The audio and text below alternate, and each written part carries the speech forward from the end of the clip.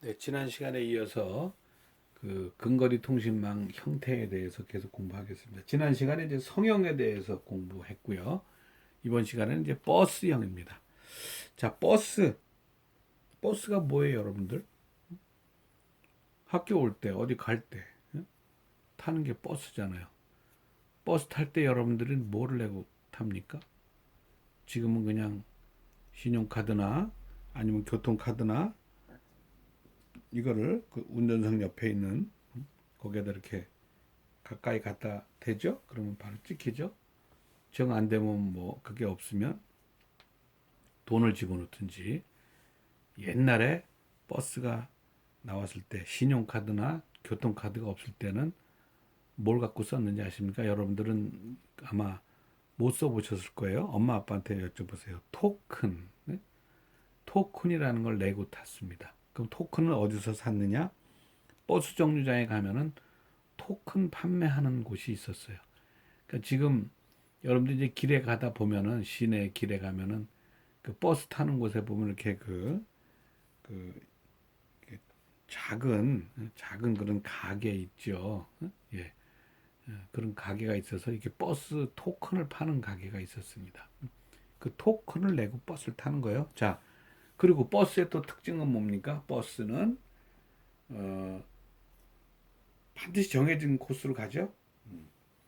뭐 종점 어디에서부터 또 어디 종점까지 가기로 되어 있고 어디를 통해서 가게 되어 있고 어떤 정류장을 딱 그 수도로 이렇게 되어 있죠.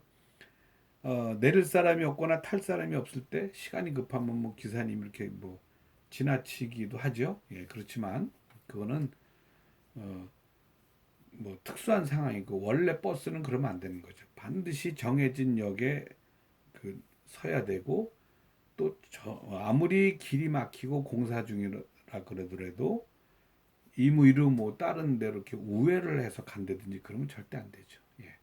버스는 정해진 곳으로 또 그다음에 정해진 정류장에만 쓰는 것이 버스입니다. 예.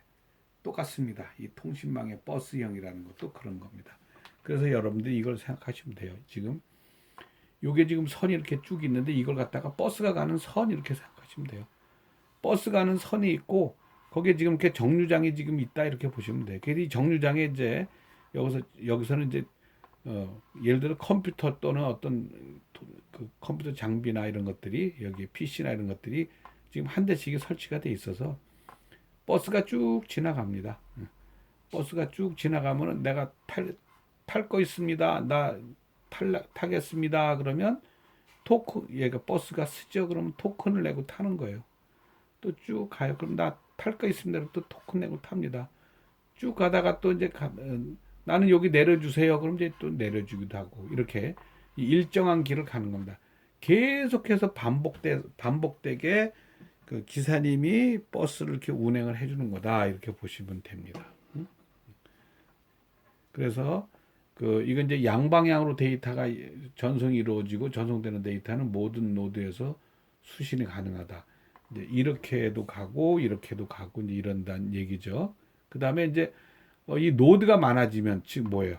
여기에 즉 정류장 많아지면 여러분들 버스 가는 시간이 당연히 느려질 거 아닙니까? 그러죠? 예. 그 노드가 많아지면 즉 여기 연결되는 컴퓨터가 많아지면 당연히 네트워크 전체 성능이 떨어질 수밖에 없다. 그러다 보니까 최대한 그런 걸 방지하기 위해서 이제 전송 매체를 뭐 동축 케이블이나 이런 걸 쓰는데 요즘에는 꼭 동축 케이블 안 쓰고 일반 케이블도 그 성능이 품질이 좋기 때문에 이제 일반 케이블로도 씁니다. 그 다음에 소규모 네트워크에는 이제 사용을 많이 하는데 이걸 이제 확장하는데 여러 가지 어려움이 있습니다. 그냥 뭐 선만 이렇게 연결한다고 확장되는 건 아니거든요. 예. 자, 그러면 어 이제 여러분들 학교에 와 보셨잖아요. 실습실에 와 보셨잖아요.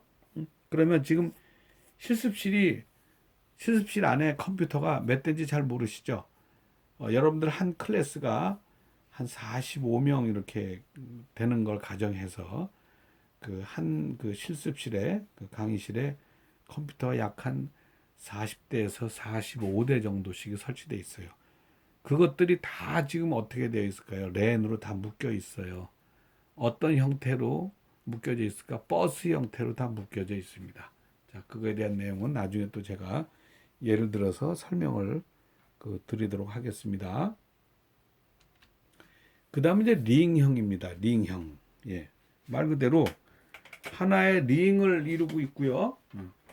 통신 케이블을 지금 이렇게 쭉 링으로 연결해 놨고, 요거 하나하나가 다 PC 또는 뭐 요건 디스크 장치, 요건 프린터 뭐 이렇게 생각하시면 돼요. 그러니까 PC고 여기 프린터고 요건 또 무슨 팩시밀리다라고 했을 때, 이 PC에서 만약에 프린터를 하고 싶으면 프린터할 데이터를 주면 그 프린트 데이터가 요 통신 케이블을 통해서 여기로 가서 요 프린트해서 프린트가 되는 거죠. 팩시밀리를 보내겠다, 팩스를 보내겠다, 그러면 그 데이터가 여기로 가서 팩스로 나가는 겁니다. 그러면 지금 여기를 통과하는 거 아니냐? 아, 통과하는 건 아니고 엄밀히 따지면은요, 여기에 이렇게 선이 이렇게 연결돼. 만약에 요 분이 휴가를 가셨어요. 또는 컴퓨터가 고장이 났어요. 그럼 꺼져 있을 거 아닙니까? 그러면 이 통신망은 작동이 안 되면 안 되죠. 그래서 여기 이렇게 통신망을 랜을 연결할 때는 이게 꺼지거나 그러니까 파워가 꺼져 있거나 그러면은 통신망이 요렇게 이렇게 돌아갈 수 있게끔 그렇게 다 구성이 되어 있습니다. 아셨죠? 네. 이래서 굉장히 쉽잖아요. 연결하는 방법이 얼마나 쉽습니까? 그러죠. 아주 쉽습니다. 그 다음에 이제 이걸 또 그래서 설치하고 재구성하고 하는 게 쉽습니다. 장애가 났다? 뭐 복구하는 것도 굉장히 쉽습니다. 그러죠? 그래서 이걸 이제 링형이라고도 그러고 이렇게 쭉 하나의 루프를 형성하고 있다라 그래서 이제 루프형이라고 부르는데 이제 제가 나중에 말씀드리겠지만 이 방식은 이제 IBM이라는 컴퓨터 회사가 가장 많이 사용하는 그런 방식이고 제가 국민은행에 근무할 시절에 그 처음에 한 3년, 4년 정도는 이 통신망에 대해서 제가 담당을 했었기 때문에 이 루프형에 대한 그런 그 내용을 이제 많이 좀 공부를 했었던 그런 기억이 나네요. 마찬가지 이것도 큰 네트워크에서는 이제 사용하기가 곤란하고 그 소규모 네트워크에서 사용을 많이 한다. 그런데 문제는 요 만약에 PC가 꺼져 있다라 그러면 그 선이 이렇게 우회가 되도록 되어 있다 그랬었죠. 예. 근데 문제는 아예 여기가 절단이 됐습니다. 요 케이블 중간에 그냥 문제가 생겼습니다. 그럼 어떻게 될까요? 전체가 다 사용을 못하는 거죠. 그런 약점이 있습니다. 그러죠? 아니 여기가 하나가 끊어지면 전체가 다 왜? 이건 데이터가 계속 이게 시계 방향으로 계속 이렇게 한 방향으로만 돌게끔 이렇게 되어 있거든요. 그러니까 끊어져 버리면 이게 돌 수가 없는 거죠. 그렇기 때문에 또 그런 약점이 있습니다. 그래서 이 링형 또는 이 루프형은 통신 케이블을 굉장히 좋은 걸 씁니다. 동축 케이블 이런 거를 많이 씁니다. 그러다 보니까 설치하는데 비용은 좀 많이 들어가는 이제 그런 문제가 있죠. 그래서 다 장단점이 있는 겁니다. 그 다음에 이제 그 트리형, 예. 나무형. 이게 무슨 나무야? 예, 이걸 거꾸로 놓으면 이제 나무 모양이 되는 거죠. 그래서 이제 요거는 여러분들이 이제 그 컴퓨터를 배우시다 보면 뭐 또 컴퓨터뿐만이 아니에요. 모든 분야 학문에 이 트리형이라는 게 이제 여러 가지 용도로 많이 나오는데 여러분들이 이제 자료 구조, 데이터베이스 여러분들이 우리가 지금 컴퓨터를 왜 쓰는 거예요? 뭐 하자고 쓰는 거예요? 데이터 처리하자고 쓰는 거잖아요. 그렇죠? 그래서 데이터의 구조 많은 데이터들이 있는데 데이터라는 건 하나하나 다 각각 다 떨어져서 있는 게 아니죠. 모래알처럼 떨어져 있는 게 아니죠.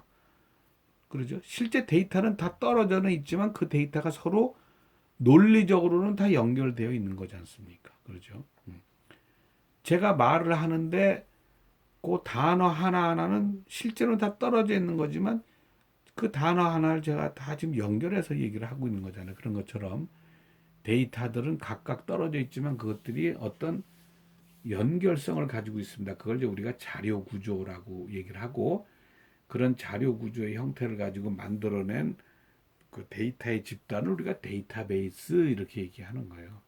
또 데이터베이스가 많이 모이면은, 굉장히 많은 데이터가 모이면, 여러분들 요즘 얘기하는 거 들으셨죠? 뭐 뉴스에도 나오고 여러 자료에도 나오고 빅데이터라는 말 들으셨죠? 네.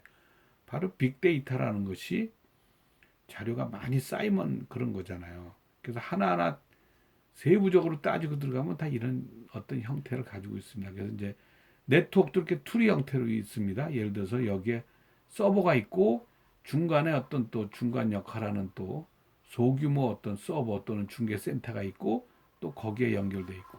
자, 이런 경우가 많이 있을까요? 없을까요? 굉장히 많이 있죠. 굉장히 많이 있죠. 아마도 제가 뭐 정확한 이해가 될지 혹시 제가 얘기가 하는 게 틀릴 수도 있는데 혹시 뭐 틀려도 큰 문제는 안 될 것 같으니까 지금 예를 들어서 우리나라에 그 구글 구글 서버가 어디 있어요, 여러분?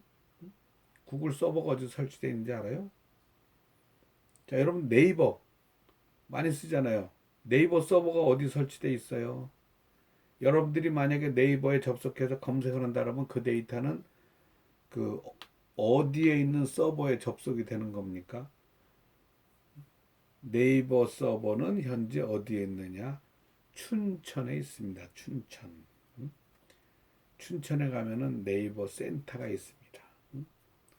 지금 또 이제 세종시에 또 새로운 센터를 만들기로 했습니다.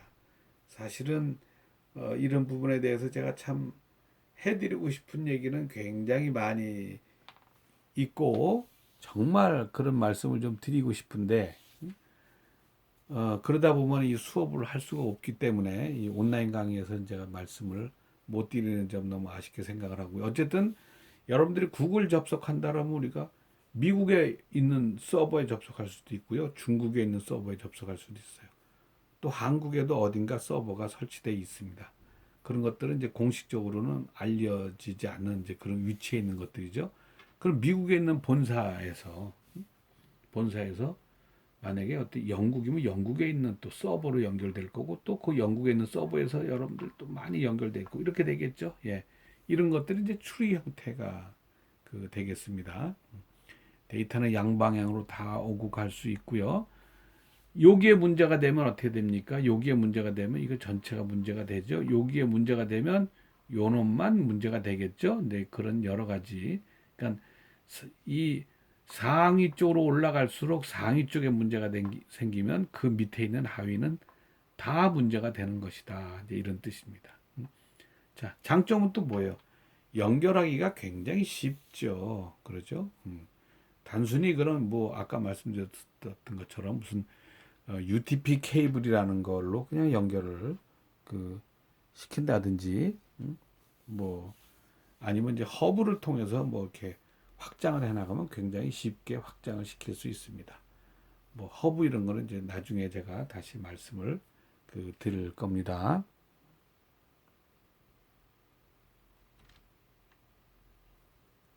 자, 이제 이번 시간에는 이제 통신망의 형태는 끝났고요. 굉장히 중요한 이제 이거는 정말 여러분들이 꼭 들어주셔야 되는 내용이에요.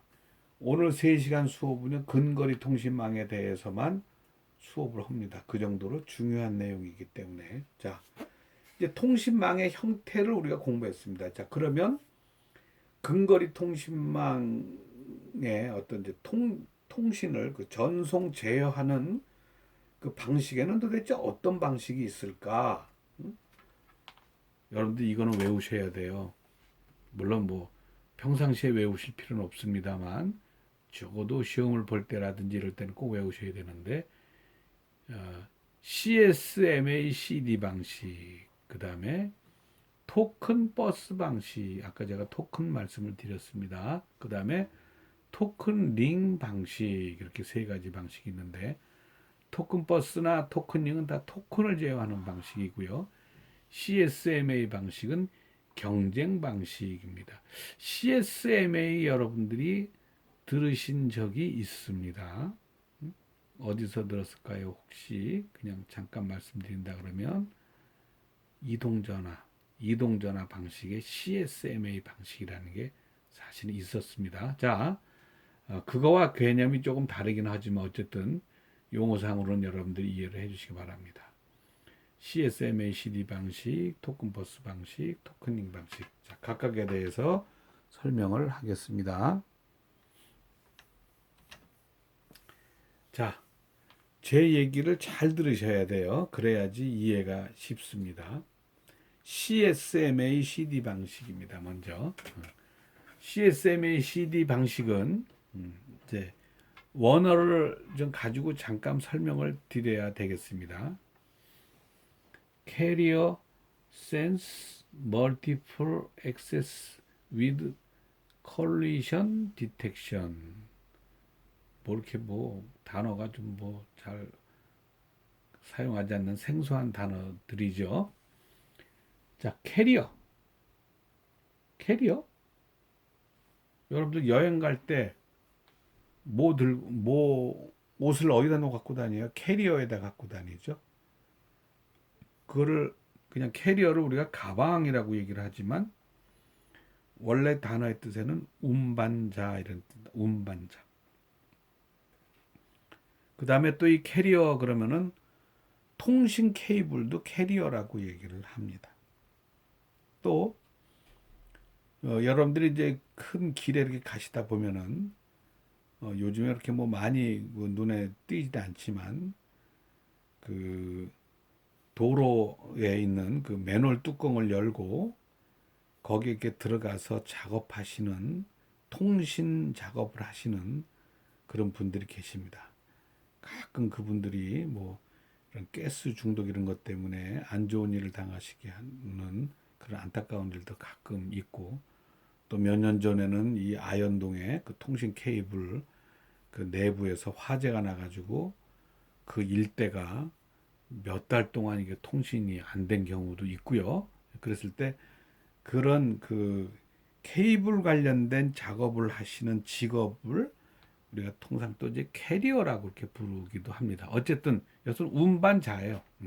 그러니까 통신회선 여기서는 그래서 통신회선을 센스한다, 지켜본다.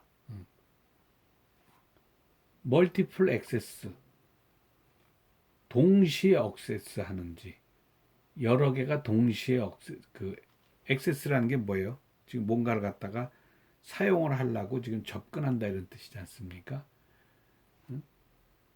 그럴 때 무슨 현상이 벌어질까요? 충돌 현상이 벌어질 수 있잖아요. 콜리션, 충돌입니다. 디텍션은 이제 검출이라는 뜻이죠. 예.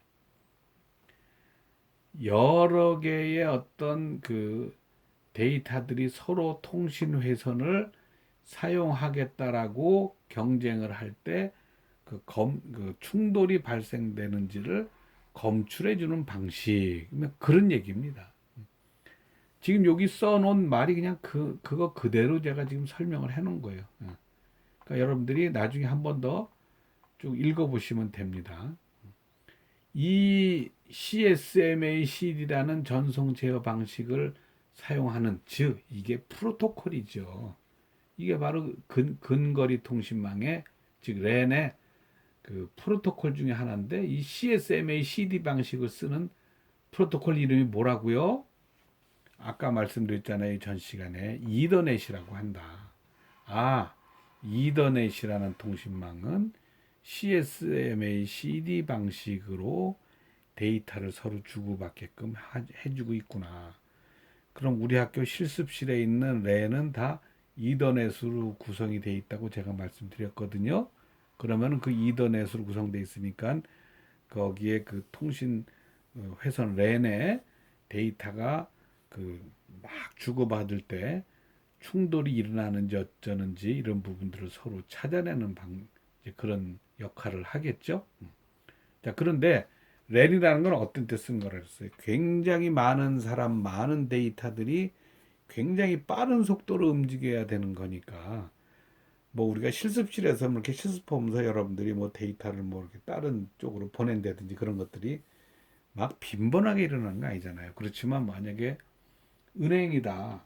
은행의 전산센터에 있는 컴퓨터들이 국민은행 같은 경우에 전산센터에만 컴퓨터가 약 한 제가 얘기 듣기로 한 800대 정도가 있어요.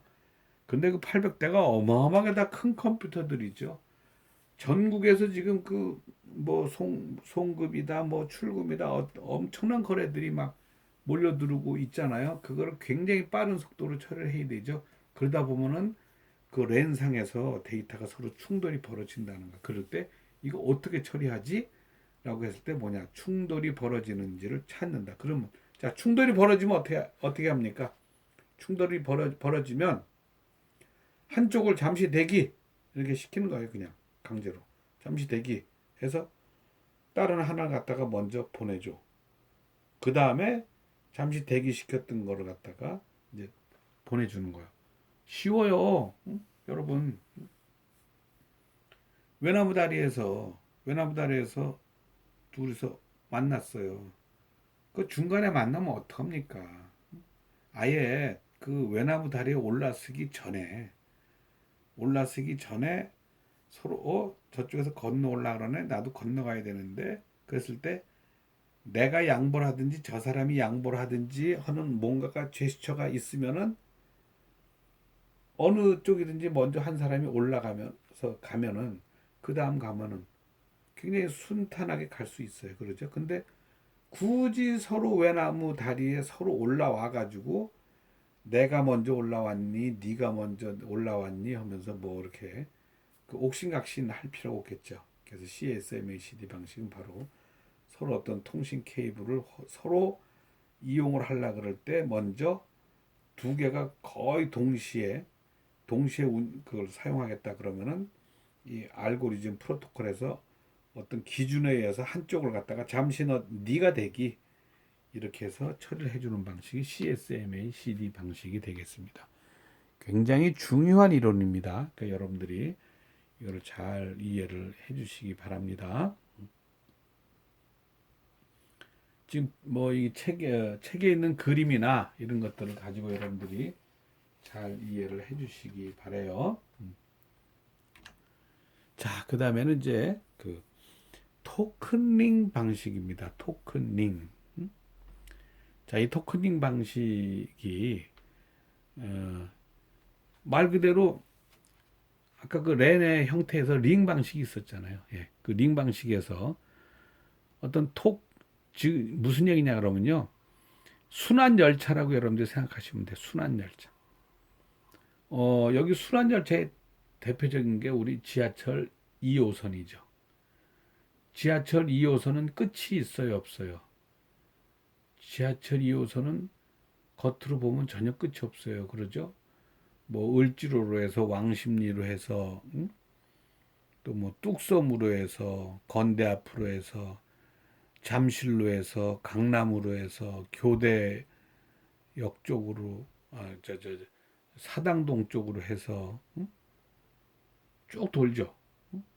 그다음에 뭐 대림동으로 해서 또 당산동으로 해서 홍대 앞으로 해서 뭐 이대 앞으로 해서 시청 앞으로 해서 또 뭐 을지로로 해서 이렇게 지금 계속 순환합니다. 그러죠? 근데 이제 여기서는 양방향은 아니고 한 방향으로만 계속 도는 거예요.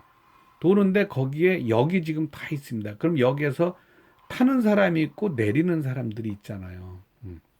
그럼 타는 사람이나 내리는 사람은 공짜로 주고 타거나 내리지 않죠. 이거 지하철 타기 위해서는 여러분들 다 뭐 했어요? 다 돈을 냈어요. 카드로 냈든지 뭘로 냈든지 간에 그러죠. 근데 이 통신망에서는 카드나 돈이나 이런 걸로 내는 게 아니고 바로 토큰이라는 걸 내는 거예요. 토큰이라는 걸 내고 내가 그 그냥 올라타는 겁니다. 그래서 어디 가다가 또 내리는 거죠. 그러니까 한 방향으로 계속 뱅글뱅글 계속 이렇게 도는 겁니다. 자, 읽어볼게요. 링형의 형태를 가진 네트워크를 구성한 후 토큰이라 불리는 제어 신호를 사용하여 데이터를 보낼 권리를 정한다. 정해진 순서대로 전송하는 방식이다. 토큰을 가진 노드만이 데이터를 전송할 수 있습니다. 토큰이 없으면 그 올라탈 수 없어요. 즉 토큰이 있다는 얘기는 무슨 얘기입니까? 결국은 데이터를 보낼 게 있다. 이렇게 여러분들이 보시면 되죠. 장점은 뭐예요? 그 네트워크 내 모든 노드들에게 데이터를 전송할 수 있는 기회를 다 주는 거예요. 그러죠? 공평한 기회를 주는 거예요. 그죠? 공평합니다. 과부하시라는 건 뭐예요? 지금 서로 뭐 내리고 타고 뭐 이게 뭐예요? 뭐 러시아워 시간에 아침에 통학 시간에 출근 시간에 엄청나게 바쁘잖아요. 그런 과시간에도 CSMA CD 방식보다 성능 저하가 심하지. 그 트래픽 시간에 CSMA CD 방식을 생각을 하면은 충돌이 많이 일어날 걸로 우리가 예상이 되죠. 그러면 성능이 떨어질 거잖아요. 근데 여기 이 방식에서는 그렇게 성능 저하가 심하지 않다. 논리적인 순서에 의해서, 즉 한쪽 방향으로만 계속 돌기 때문에 그런 거죠. 단점은 뭐예요? 단점은 이더넷보다 상대적으로 전송 속도가 느리다. 운영 방식이 약간은 좀 복잡하다. 전송 데이터가 없는 경우에도 토큰이 네트워크상에서 순회함으로 네트워크 트래픽을 소비하는 낭비 요소가 존재한다. 자, 무슨 얘기냐 그러면 이런 거예요. 여기에 지금 이 랜상에 정류장이 지금 3개가 있습니다.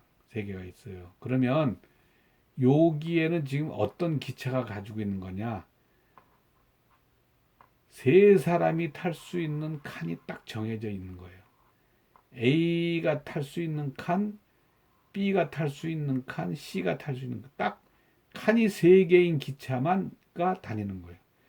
여기에 만약에 10개 컴퓨터가 붙어 있다 그러면은 1번서부터 10번까지 10개가 탈 수 있는 그 화물 칸을 가지고 데이터를 실을 수 있는 칸을 가지고 이 기차가 계속 도는 거예요.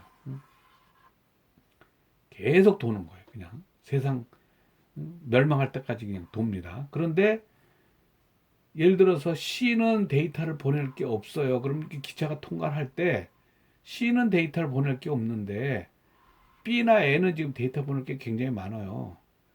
그러면 칸이 정해져 있잖아요. 근데 C는 지금 쉬고 있으니까 A는 데이터 보낼 게 많으니까 그 C 칸에다가 A 걸 좀 태워주면 좋잖아요. 못 태워줍니다. 절대 그럴 수 없습니다. 그러니까 만약에 여기는 3개 보낼 게 있다 그러면 3바퀴 돌아와야 된다는 얘기죠. C 칸만큼은 C 아니면 누구도 못 쓰는 거예요. 그러다 보니까 그래서 좀 낭비 요소가 있다라는 것이죠. 그러니까 데이터를 다 많이 쓰면 좋은데 그렇지 않을까. 그 대신에 이 링이 굉장히 빨리 도는 거고 또 여기에는 단말기를 무슨 수백 대 수천 개 이렇게 연결하지는 않습니다. 이거는 보통 단말기에 이 링 상에 기껏해야 몇십 대 정도. 그러니까 여기에 이 단말기나 컴퓨터나 이런 것들이 얼마나 많이 설치되어 있느냐에 따라서 이 통신망의 속도가 영향을 받는 것이죠. 그게 단점이에요. 그렇지만 어떻게 보면은요, 여기 지금 뭐 운영 방식이 복잡하다 그랬지만 사실은 운영 방식이 그렇게 복잡한 게 아닙니다. 따지고 보면은. 그래서 굉장히 유리한 그래서 이 IBM이라는 컴퓨터 회사가 이제 광역통신망뿐만이 아니고 이런 랜 근거리 통신망에도 이제 컴퓨터를 연결해서 많이 배치를 했잖아요.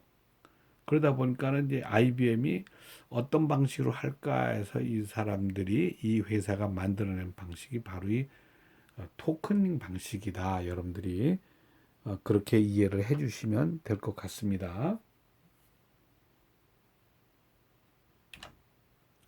그 다음에 이제 토큰 버스 방식이에요. 토큰 버스. 토큰을 주고받는데 무슨 방식이라고? 버스 방식.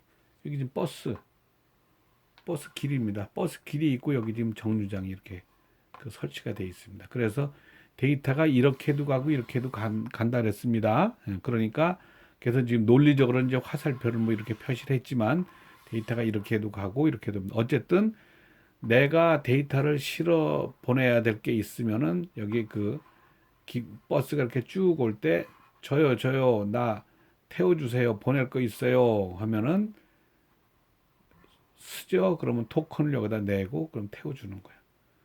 또 가다가 또 이렇게 가다가 나는 이제 여기에 내려야 됩니다. 그러면은 이제 여기에 내려주는 거고요. 이렇게 하는 거죠. 그래서 그 이 토큰 버스 방식은 앞에서 설명드렸던 이더넷과 토큰링의 특징을 결합을 했습니다. 그래서 물리적으로는 버스형으로 구성되고요.